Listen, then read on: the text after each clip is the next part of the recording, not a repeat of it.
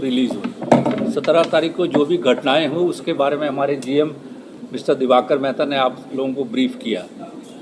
तो उन्होंने हमारे स्टाफ के साथ मैन हैंडलिंग की, बदतमीजी की, और कम से कम ये 2 से 3 घंटे तक चलता रहा। 3 बजे से लेके मैं समझता हूँ 6:30 7 बजे ख़त्म हुआ, 7 बजे ख़त्म हुआ। उस समय पूरा अस्पताल परिसर डिस्टर्ब था, नर्सेज डिस्टर्ब थी, हमारे जितने सिक्योरिटी स्टाफ वाले वो भी परेशान थे। लिफ्ट सारी बंद हो गई थी। अभी तो हमारा जनरेटर ख़राब है, ट्रांसफार्मर जल गया और लिफ्ट भी नहीं चल रही थी। एक चल रही तो उसको भी नहीं चलने दे रहे थे ये लोग। तो ये सब घटनाएं उस दिन घटी। तो मरीज़ 5 तारीख को भर्ती हुई थी और ये CCL द्वारा रेफ़र हुई थी। पेशेंट के पति CMPDI में काम करते हैं अभी भी। तो उनका पूरे बदन में वीकनेस लेके भर्ती हुई थी, भूख नहीं लग रही थी और थोड़ा बहुत बेहोशी वाली हालत में भर्ती हुई थी। पेट फूला हुआ था, पहले से उनको डायबिटीज़ था और लंग्स में एक बीमारी थी, इंटरस्टिशियल लंग डिजीज़, और हार्ट फेलियर था, ब्लड प्रेशर था और लीवर में थोड़ा डैमेज था। जैसे जैसे उनकी वीकनेस बढ़ती गई तो हम लोगों ने क्लिनिकली उनको सस्पेक्ट किया कि इनको कोई न्यूरोलॉजिकल प्रॉब्लम है। तो हमारे डॉक्टर युवराज लहरे हैं न्यूरोलॉजिस्ट, ये देखे तो इन्होंने कहा कि इसका LP होना चाहिए। CSF निकाल के जांच किया गया। CSF निकाल के जांच किया तो उसमें भी हम लोग एक पर्टिकुलर डायग्नोसिस में कंफर्म नहीं हो पाए। तो हम लोग 2 डिजीज़ का इलाज समझ के, डिफरेंशियल डायग्नोसिस हम लोग कहते हैं उसको, दोनों का इलाज एक साथ शुरू किए। एक हम लोग का पहला सस्पिशन माइस्थीनिया ग्रेविस था, सेकंड सस्पिशन GB सिंड्रोम था। दोनों का एक ही इलाज है, IVIG। तो वो करीब शुरू किया गया था 10 तारीख को IVIG दिया गया था। 11 तारीख से उनकी कंडीशन डिटोरेट करने लगी और ज़्यादा बेहोशी वाली हालत रही, ब्रीदिंग में ट्रबल आ गई। तो लास्टली उनको वेंटिलेटर की ज़रूरत पड़ी, इंट्यूबेट करके वेंटिलेटर पर रखा गया। उसके 1-2 दिन बाद उनके किडनी में भी असर आ गया और किडनी हल्का हल्का फेलर में जाने लगी।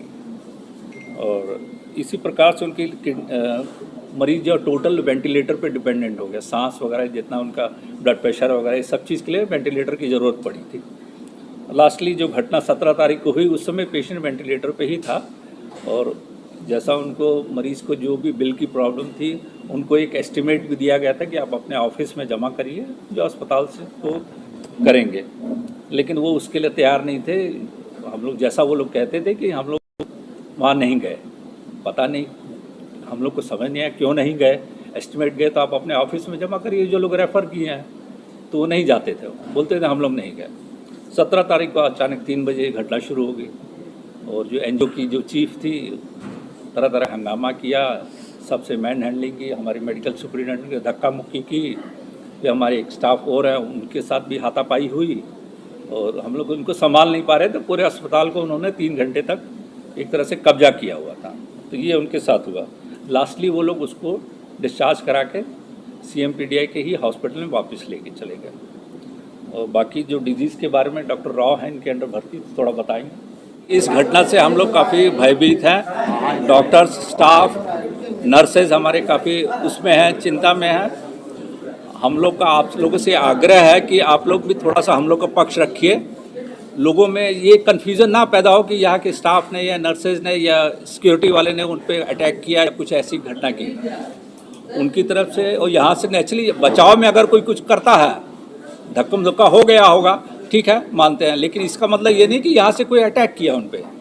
तो हम लोग का यही है कि आप हमारा भी पक्ष देखिए, सुनिए, उसको रखिए समाज में, न्यूज़पेपर्स में दीजिए, सोशल मीडिया, यूट्यूबर्स हैं यहाँ से बहुत सारे, वो लोग अपना रखें।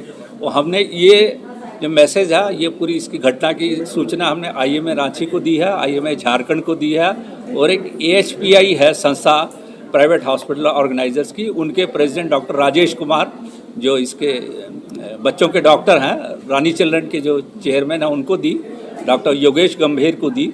इन लोगों को ये सूचना हमने दी है।